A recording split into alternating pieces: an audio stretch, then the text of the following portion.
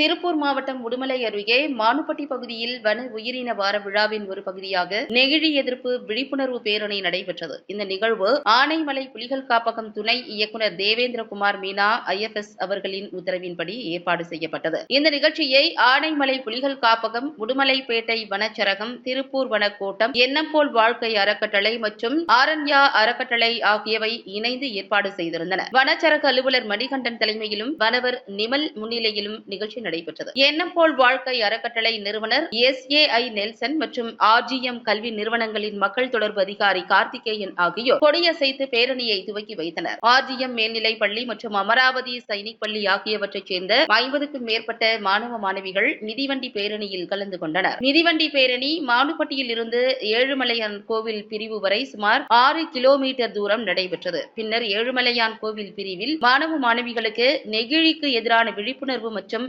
வனத்தின் முக்கியத்துவம் குறித்த விழிப்புணர்வு நிகழ்ச்சி நடத்தப்பட்டது. இந்த நிகழ்ச்சியின் ஒரு பகுதியாக கையெழுத்து பிரச்சாரமும் நடைபெற்றது. வனத்துறை பணியாளர்கள், பள்ளி ஆசிரியர்கள் மற்றும் ஆம்புலன்ஸ் பணியாளர்கள் உடனிருந்து நிகழ்ச்சிக்கு ஒத்துழைப்பு நல்கினர்.